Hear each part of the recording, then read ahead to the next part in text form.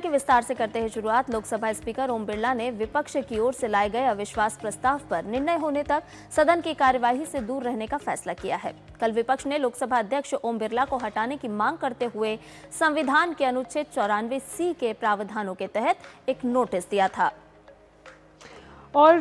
ये प्रस्ताव जो है उस पर चर्चा कब होगी ये अभी तय नहीं हुआ, लेकिन जब तक ये चर्चा नहीं हो जाती, कुछ फैसला नहीं होता, तब तक ओम बिरला लोकसभा नहीं आएंगे। हालांकि संसदीय नियमों में ऐसी कोई बाध्यता नहीं, इसके बावजूद ओम बिरला ने खुद सदन में ना जाने का फैसला किया। कांग्रेस ने लोकसभा अध्यक्ष ओम बिरला के खिलाफ अविश्वास प्रस्ताव के नोटिस में आरोप लगाया कि वो सदन की कार्यवाही का संचालन पक्षपातपूर्ण तरीके से कर रहे हैं और कई मौकों पर विपक्षी दलों के नेताओं को बोलने का अवसर नहीं दिया गया। वहीं संसद में जारी बजट सत्र के दौरान आज विधायी कार्यों की सूची को देखें तो लोकसभा और राज्यसभा में प्रश्नकाल और शून्यकाल के अलावा दोनों सदनों की कार्यसूची में शामिल बजट पर सामान्य चर्चा आगे बढ़ेगी। और वहीं संसद के मौजूदा सत्र में पूर्व सेना प्रमुख जनरल नरवणे की खिताब पर जो भी अब तक हुआ, उसके बाद लगता है कि विपक्ष बैकफुट पर है। पूर्व सेना प्रमुख जनरल एम नरवणे की अप्रकाशित किताब के लीक होने के मामले में दिल्ली पुलिस ने एफआईआर दर्ज कर ली, जिसमें दिल्ली पुलिस इस बात की जांच कर रही है कि अप्रकाशित किताब आखिरकार लीक कैसे हुई। और इसके अलावा पेंगुइन रैंडम हाउस इंडिया ने कहा कि उसके पास जनरल नरवणे के संस्मरण 4 स्टार्स ऑफ डेस्टिनी के विशेष प्रकाशन के अधिकार है। और इसके साथ साथ पुस्तक अभी तक प्रकाशित भी नहीं हुई है, ये बात भी अपने स्पष्टीकरण में पेंगुइन की तरफ से कही गई है। पेंगुइन रैंडम हाउस इंडिया ने साफ कहा है कि भारतीय सेना के पूर्व प्रमुख जनरल एम नरवणे द्वारा लिखित आत्मकथा 4 स्टार्स ऑफ डेस्टिनी के प्रकाशन अधिकार केवल हमारे पास हैं। हम ये भी स्पष्ट करना चाहते हैं कि पुस्तक का प्रकाशन अब तक नहीं हुआ है। प्रकाशन ने यह भी साफ किया कि पुस्तक अब तक प्रकाशित नहीं हुई। साथ ही कहा कि किताब की प्रिंट या जो डिजिटल कॉपी है वो किसी भी रूप में ये जो प्रति है यानी कि इसकी कॉपी जारी नहीं की गई। बयान में कहा गया कि कंपनी द्वारा पुस्तक की कोई भी प्रति यानी कि प्रिंट या डिजिटल रूप में जैसे प्रकाशित अगर वो वितरित यानी कि बांटी गई, बेची गई या अन्य तरीके से जनता को उपलब्ध नहीं करवाई गई है। प्रकाशक ने यह भी चेतावनी दी कि वर्तमान में प्रसारित हो रहे पुस्तक के संस्करण जो है, जिस तरह से अगर वो बाहर हैं तो इसे कॉपीराइट का साफ तौर पर उल्लंघन माना जाएगा। तो पेंगुइन इंडिया का बड़ा बयान सामने है, जहां कहीं ना कहीं विपक्ष जो है वो बैकफुट पर आता हुआ नजर आ रहा है, क्योंकि किसी भी तरह से या किसी भी जरिए से, चाहे डिजिटल मॉड्यूल की बात की जाए या कॉपी की बात की जाए, ये किताब जो है वो सार्वजनिक रूप से उपलब्ध है ही नहीं। और अगर ये प्रसारित हो रहा है संस्करण तो ये कॉपीराइट का सीधा उल्लंघन माना जाएगा। और पेंगुइन के बयान के बाद बीजेपी और सत्ता पक्ष के लोग जबरदस्त तरीके से राहुल गांधी पर आक्रामक हो गए हैं। कहा जा रहा है कि राहुल गांधी बेनकाब हो गए हैं और देश के सामने काल्पनिक तथ्य पेश करने के लिए कांग्रेस नेता को माफी मांगनी चाहिए। यह स्पष्ट हो गया है कि राहुल गांधी जी ने जिस कपोल कल्पित कथा सुनाने का प्रयास सदन के पटल पर किया था, वो उनकी उस तथाकथित प्रकाशित बुक के प्रकाशक और लेखक दोनों के द्वारा स्पष्ट रूप से ध्वस्त हो गया है। क्योंकि पेंगुइन ने भी ये कहा है कि न ऐसी कोई पुस्तक अभी प्रकाशित हुई है और इस प्रकार का कोई भी पुस्तक की प्रति यदि किसी के हाथ में है तो वो पूर्णतः अलग है और वो कॉपीराइट का उल्लंघन है। राहुल गांधी जी ने सारी पराकाष्ठा क्रॉस कर दी। जब पब्लिशर कह रहा है कि हमने बुक पब्लिश ही नहीं किया, तो कौन सा बुक आप पब्लिश करके भूख घूम रहे हो? तो मेरा तो लोकसभा स्पीकर से यह आग्रह होगा कि इनके ऊपर जो है कड़ी से कड़ी कार्रवाई होनी चाहिए, जिससे भविष्य में कोई भी मेंबर ऑफ पार्लियामेंट, ये जो लोकतंत्र का मंदिर है, इसको जो है सोरोस के कहने पर जो देश तोड़ने वाली ताकतों के साथ ये सारे तत्व काम कर रहे हैं, वो सारे तत्वों का जो है खात्मा हो जाए। साजिश है, उसका भंडाफोड़ होना चाहिए और सबों की सदस्यता, महिला सांसदों की सदस्यता रद्द होनी चाहिए। और संसद के तमाम अपडेट के साथ हमारे संवाददाता ऋषि कुमार हमारे साथ जुड़ गए हैं। ऋषि, सबसे पहले तो आपसे यही जानना चाहेंगे कि लोकसभा की अगर बात की जाए तो गतिरोध कहीं ना कहीं टूटा है, लेकिन अब विपक्ष की एक नई रणनीति भी है जो कि लोकसभा अध्यक्ष के खिलाफ अविश्वास प्रस्ताव का नोटिस लेकर के आया है। बिल्कुल, जिस तरीके से लोकसभा में जो गतिरोध चल रहा था, खासतौर से नेता प्रतिपक्ष के द्वारा जो तमाम आरोप लगाए जा रहे थे और जिस तरीके से उन्होंने एक पुस्तक का जिक्र करके सदन को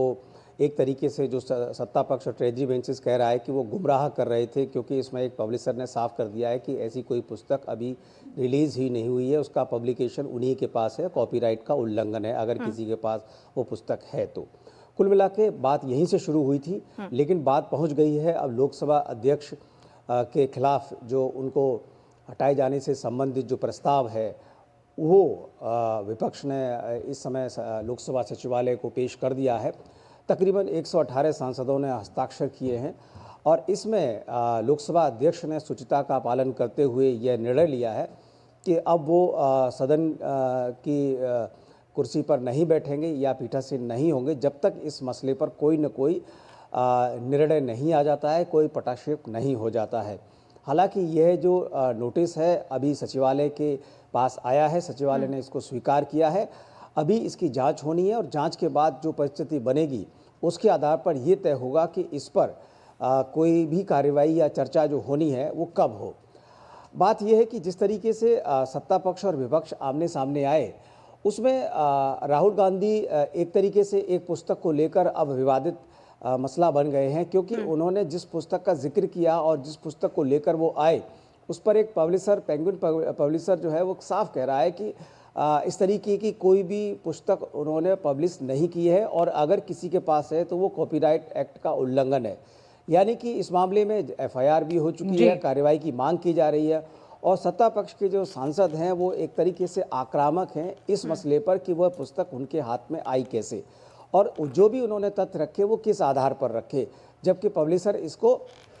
डिनाई कर रहे हैं। तो कुल मिलाकर जो आरोप प्रत्यारोप का जो दौर है वो तो चल ही रहा है, लेकिन फिलहाल एक अच्छी बात ये कही जा सकती है कि जो बजट पर चर्चा है वो दोनों ही सदनों में अब आगे बढ़ रही है। कल हमने देखा था कि लोकसभा में भी ये चर्चा शुरू हुई और तमाम विपक्ष के जो सांसद हैं उन्होंने अपने अपने पक्ष रखे, जो भी बजट को लेकर उनकी आपत्तियां हैं या वो चाहते हैं कि किस तरीके से और सुधार हो वो उन्होंने शांतिपूर्वक रखे। और आज भी उम्मीद है कि आज लोकसभा में प्रश्नकाल और शून्यकाल तो चले ही, साथ बजट पर जो चर्चा है वो आगे बढ़ जाएगी। राज्यसभा में हालांकि हम देखें तो राज्यसभा में जो कामकाज है वो शुरू से ही एक तरीके से शांतिपूर्वक चल रहा है। वहाँ पर जो विपक्ष है वो सिर्फ और सिर्फ वॉकआउट की रणनीति अपना रहा है, यानी कि वहाँ पर वो हंगामा और शोर शराबा नहीं कर रहा है। इसी वजह से कई बार वो वॉकआउट करके सदन में वापस आ जाते हैं और सदन का जो कामकाज है वो शांतिपूर्वक राज्यसभा में चल रहा है। ऋषि, लेकिन अगर अविश्वास प्रस्ताव की बात की जाए तो आखिरकार नियम क्या कहते हैं, और अगर हम हिस्ट्री उठाकर देखें तो आखिरकार इस तरह के अविश्वास प्रस्ताव को अगर कभी लाया भी गया तो किस तरह से संसद में इस पर कार्यवाही हुई है? देखिए, जहाँ तक देखिए हम जानते हैं कि लोकसभा के जो अध्यक्ष हैं वो पूरे सदन के नेता होते हैं और सभी सदस्य उनको मिलकर चुनते हैं। कई बार इसमें अगर एक सीट के लिए या इस पद के लिए एक से अधिक उम्मीदवार होते हैं तो वोटिंग हो जाती है। कुल मिलाकर ये है कि हमारी संसदीय परंपरा में लोकसभा अध्यक्ष का जो पद है वो बहुत ही सदन को गौरवान्वित करने वाला है और सबको स्वीकार के रूप में माना जाता है। संविधान के अनुच्छेद 94C के अनुसार अगर अध्यक्ष के प्रति आपका कोई भी अविश्वास है और आप उनसे सहमत नहीं हैं और उनकी कार्यप्रणाली को लेकर अब आप चाहते हैं कि उनके खिलाफ कोई कार्रवाई हो या उनको हटाया जाए, तो उसके लिए जो सामान्य नियम है कि जो बहुमत है, सामान्य बहुमत से वोटिंग के आधार पर अध्यक्ष को बदला जा सकता है। लेकिन अगर हम अतीत की बात करें तो पहले संभवतः 3 बार इस तरीके के वाक़ये हुए हैं और पहले जवाहरलाल नेहरू के समय से ही मावलंकर के जो कि पहले लोकसभा अध्यक्ष भी थे उन्हीं के समय से ये प्रक्रिया शुरू हो गई थी। यानी कि जो एक तरीके से अध्यक्ष के प्रति जो अविश्वास है वो आज़ादी के बाद हमने शुरू में ही देख लिया था, लेकिन उस दौर में चर्चाएं होती थी और ये हम जानते हैं कि ये सरकार से जुड़ा हुआ मसला होता है एक तरीके से, और इसमें बहुमत का जो आंकड़ा है वो इस समय सत्ता पक्ष के साथ है और जो सदन में जो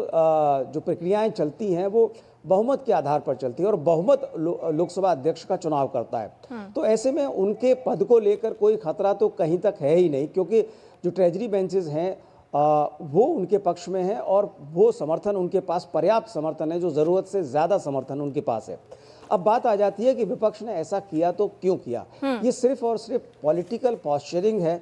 कि कैसे हम एक मुद्दे से चीज़ों को शिफ्ट करें दूसरे मुद्दे पर। चूंकि बात नरवणे की पुस्तक पर हो रही थी और उस पुस्तक से कुछ खास निकल के नहीं आया, अब तो पब्लिशरी कहने लगे कि ये पुस्तक हमने जारी नहीं की है और ये गैर कानूनी है अगर किसी के हाथ में है, चाहे वो सॉफ्ट कॉपी ही क्यों ना हो। तो ऐसे में ये मसला अब दूसरी तरफ शिफ्ट कर दिया गया। आरोप की जो इंटेंसिटी है आरोप लगाने की, वो बहुत ज़्यादा बढ़ा दी गई है विपक्ष के द्वारा और वो लोकसभा अध्यक्ष तक पहुंचा दी गई है ताकि मुद्दों से हम अलग हट जाएं। अब देखना होगा कि इस पूरे मसले पर, चूँकि लोकसभा अध्यक्ष ने एक शुचिता का, एक अध्यक्ष की जो गरिमा है उसका पालन करते हुए, हालांकि कोई नियम नहीं है, लेकिन उन्होंने कहा कि जब तक मेरे ऊपर कोई भी आरोप है मैं अब अध्यक्ष की कुर्सी पर नहीं बैठूंगा। इसके आधार पर उन्होंने ये तय कर दिया कि वो अपनी जो जिम्मेदारी है उसका सही रूप से पालन करते रहे हैं और आगे भी करना चाहते हैं। जी चलिए, बहुत शुक्रिया ऋषि, तमाम जानकारी हमसे साझा करने के लिए।